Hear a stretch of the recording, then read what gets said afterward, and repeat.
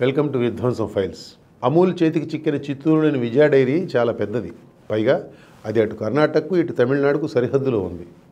ఆ రాష్ట్రాల నుంచి పాలు తీసుకొచ్చి ప్రాసెస్ చేయడం కూడా అమూల్కు చాలా తేలికవుతుంది. ప్రజల సొమ్ముతో అభివృద్ధి చేసిన ఇలాంటి సదుపాయం జగన్ పుణ్యం అని కారు చౌక లీజు ధరకు అమూల్ చేతికి వెళ్ళింది.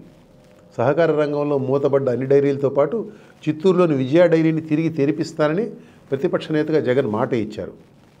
పునరుద్ధరణ అంటే అమూల్కి అప్పగించడం అని ఆనాడు జనం అర్థం చేసుకోలేకపోయారు. 1000 కోట్ల రూపాయల ఆస్తులున్న చిత్తూరు డైరీని ఏడాదికి ₹1 కోటి లీజుకు ఏకంగా 99 ఏళ్ల కాలానికి అప్పగించారు అమూల్కు. చిత్తూరు డైరీని అమూల్కు అప్పగించిన జగన్ ఆ సంస్థ అక్కడ చేపట్టిన భూమి పూజ కార్యక్రమంలో పాల్గొనేందుకు వచ్చారు. ముఖ్యమంత్రి వస్తున్నారంటే జరిగే హడావుడి తెలుసు కదా. డైరీ చుట్టుపక్కల ఉన్న దుకాణాలు మొత్తం తొలగించారు. అంతటితో ఆగలేదు. అక్కడున్న విజయ డైరీ వ్యవస్థాపకుడు వీరరాఘవులు నాయుడు విగ్రహాన్ని కూడా అధికారులు కూలగొట్టారు. దీనిపై స్థానికుల్లో తీవ్రమైన నిరసన వ్యక్తం అయ్యేసరికి దానిని తిరిగి ప్రతిష్ఠిస్తామని మున్సిపల్ కమిషనర్ ప్రకటించాల్సి వచ్చింది. చిత్తూరు డైరీ పునరుద్ధరణ పేరుతో దానిని అమూల్కు అప్పగించడాన్ని జనం హర్షించబోరని సాక్షి పత్రికకు కూడా అర్థమైనట్లుంది.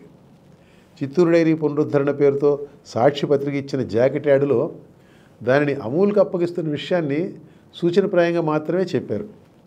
ఇక చిత్తూరు డైరీ పునరుద్ధరణ పనులకు శ్రీకారం అంటూ అదే పత్రిక లోపల పేజీలో ప్రచురించిన ఓ పెద్ద వార్తలో అసలు అమూల్ అన్న మాటే లేకుండా జాగ్రత్త పడ్డారు. చంద్రబాబు తన హయాంలో హెరిటేజ్ కోసం మూతపెట్టిన చిత్తూరు డైరీని పాదయాత్రలు ఇచ్చిన మాట ప్రకారం జగన్ పునరుద్ధరిస్తున్నారు అని రాశారు. ముఖ్యమంత్రి కూడా అదే వాదనకు కట్టుబడ్డారు. హెరిటేజ్ డైరీ కోసం చంద్రబాబు విజయ డైరీని నష్టాల్లోకి తెచ్చి మూసేయించారని ఆరోపించారు. భూమి పూజ పేరుతో చిత్తూరు డైరీని అమూల్కు అప్పగించి వెళ్ళారు.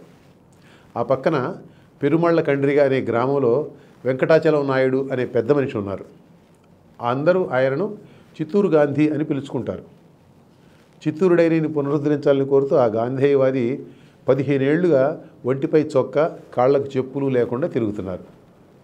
మరి పోలీసులకు ఏమి ఇబ్బంది కనపడిందో మనకు తెలియదు, కానీ ముఖ్యమంత్రి రాక సందర్భంగా ఆ వృద్ధుడిని పెరుమాళ్ల కండ్రిగలో గృహ నిర్బంధంలో ఉంచారు.